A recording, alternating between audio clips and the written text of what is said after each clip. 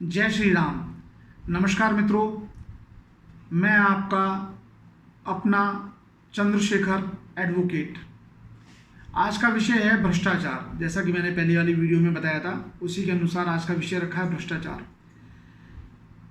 साधारण से साधारण इंसान, गरीब से लेके मध्यम वर्ग से लेके अमीर तक, या तो भ्रष्टाचार करता है या भ्रष्टाचार का शिकार होता है। स्कूल में एडमिशन से लेके नगर पालिका एमसीडी या कोई भी नगर पालिका, पुलिस स्टेशन, तहसील, सब भ्रष्टाचार के बड़े अड्डे हैं।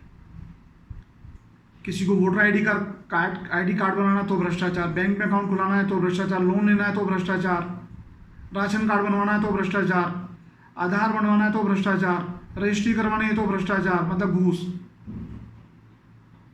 ड्राइविंग लाइसेंस बनवाना है तो भ्रष्टाचार, लूट की दुकान है। पुलिस स्टेशन में जाओ तो बिगर पैसे दिए कुछ काम नहीं होगा, नगर पालिका में बिगर खिलाए कुछ काम नहीं होगा, अथॉरिटीज़ जो हैं, डेवलपमेंट अथॉरिटीज़, उसमें बिगर खिलाए कुछ काम नहीं होगा। अब यहाँ तक कि न्यायपालिका में भी भ्रष्टाचार है। अगर आप कॉपी लेते हो, कोई रसीद लेते हो कोर्ट रूम से, तो वहाँ रीडर साहब भी पैसे मांग लेते हैं। तो हर एक जगह भ्रष्टाचार है और सभी को मालूम है, कोई कुछ कर क्यों नहीं पा रहा। रीज़न क्या है कि आईपीसी 1860 का है, जो अब तक वैसे ही चल रहा है, उसी के आधार पे कानून अभी तक चल रहे हैं। Prevention of corruption act 1988 up to date by 2005, जिसके अंतर्गत 6 महीने से लेके 7 साल की अधिकतम सजा है, 30 लाख तक का अधिकतम जुर्माना है, 10 लाख तक का था, 5 से 10 लाख तक का था, 30 लाख तक का अधिकतम जुर्माना है। तो लोग अरबों करोड़ों रुपए का भ्रष्टाचार करते हैं। 4-5 साल की सजा अगर हो गई तो काट लेते हैं, करोड़ों रुपए तो बन गए। कानून बहुत लचर है। बोफोर्स घोटाला हुआ, हर्षद मेहता 5,000 करोड़ का घोटाला हुआ, तेल की जो है स्टम्प घोटाला हुआ 20,000 करोड़ का, सत्यम कंप्यूटर घोटाला हुआ सत्यम वालों का 14,000 करोड़ का, 2G स्कैम 1,76,000 करोड़ का, कोल माइनिंग स्कैम 10,67,000 करोड़ का, कॉमनवेल्थ स्कैम 35,000 करोड़ का, फूड स्कैम 900 करोड़ का, INX मीडिया स्कैम भी करोड़ों में। सजा, लालू जी को सजा हुई 2 मामलों में, 7-7 साल की अधिकतम सजा हुई उनको, और 30 लाख रुपए का अधिकतम जुर्माना उनके ऊपर लगा। करोड़ों रुपए कमा लिए, क्या करें, कानून लचर है, इससे ज्यादा सजा ही नहीं है। समस्या केवल यही है, कानून बहुत कमजोर है, जिसका बदला जाना बहुत आवश्यक है। चिदम्बरम साहब गए जेल में INX मीडिया केस में, क्या केस चल रहा है, बेल पे बाहर आ गए, क्या सजा मिलेगी? अगर हुई सजा तो 1 साल, 6 महीने, 3 साल, मैक्सिमम 7 साल, 5 साल या 7 साल। तो ऐसे कैसे चलेगा? समस्या केवल यही है। पहले भारतीय जनता पार्टी जब विपक्ष में थी, तब A से लेके Z के अल्फ़ाबेट तक करप्शन का जानकारी देती थी कि फला पार्टी के करप्शन है, कांग्रेस से लेके लालू यादव तक की पार्टी के। अब जब सत्ता में आ गए तो कितने लोगों को जेल में डाला, मेरा प्रश्न ये है। किसी को नहीं डाला इन्होंने जेल में। केजरीवाल जी सत्ता में आए, 400 पेज का शीला दीक्षित के खिलाफ सबूत लेके, हर एक उनके जो भाषण होते थे, उनकी रैली होती थी, देखो जी मेरे पास 400 करोड़ रुपए, 400 पेज का सबूत है, शीला दीक्षित जी को जेल में भेजूंगा। भेजा? नहीं भेजा। चिदम्बरम साहब जो जेल में गए, वो भी डॉक्टर सुब्रमण्यम स्वामी की मेहनत, उनके पास पुख्ता दस्तावेज, और वो भी जेल में उन्हीं की वजह से गए। भारतीय जनता पार्टी का कोई उसमें योगदान नहीं है। सरकारें आपस में मिली हुई हैं, सरकार नहीं चाहती कानून दुरुस्त हो। घूसखोरी, कमीशनखोरी, हवालाबाजी, मिलावटबाजी, मिलावट है, लोग बच्चे मर रहे हैं, मरे, आदि इंसान एडल्ट्रेशन हो रहा है, ये भी भ्रष्टाचार का पार्ट है। दूध में मिलावट, सब्जियों में मिलावट, मसालों में मिलावट, कोई सजा ही नहीं है। 6 महीने की सजा, 10,000 रुपये जुर्माना, लाख रुपये जुर्माना, अरे करोड़ों रुपये छाप लेता है आदमी। और 6 महीने के लिए जुर्माना ले भी लिया, उसने चला भी गया जेल में, तो उसे क्या फर्क पड़ रहा है? समस्या यही है। 2002 में 22 फरवरी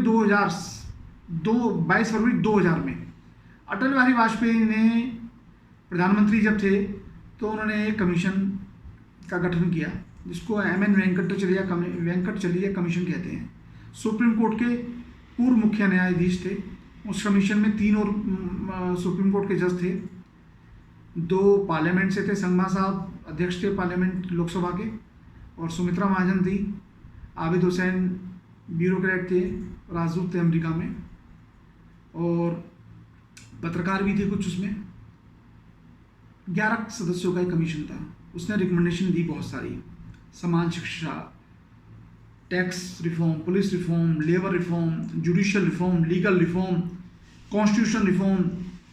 हालांकि जनसंख्या कानून पे भी उन्होंने कहा कि चाइना के कानून में थोड़ा बहुत फेरबदल करके इसको लागू कर देना चाहिए। विपक्ष ने हल्ला मचा दिया, ये तो संविधान की हत्या हो जाएगी, बाबा साहब अम्बेडकर के संविधान को तहस नहस कर रहे हैं। तहस नहस कुछ नहीं हो रहा, लोग चाहते ही नहीं है भ्रष्टाचार खत्म हो। अब ये इसका सोल्यूशन क्या है? सोल्यूशन तो सरकार को करना है। भ्रष्टाचार करने वाले के लिए सजा का प्रावधान 5 साल, 1 साल 6 महीने से लेकर 7 साल जो अधिकतर का सजा का प्रावधान है वो बहुत कम है।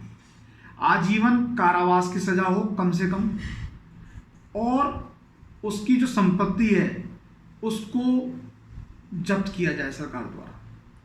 साथ में 5,000 से ऊपर का जो लेन देन है, कैश लेन देन, वो बंद हो, उसको डिजिटलाइज किया जाए, और 50,000 रुपये से ऊपर का जो लेन देन हो रहा है उसको आधार से लिंक किया जाए।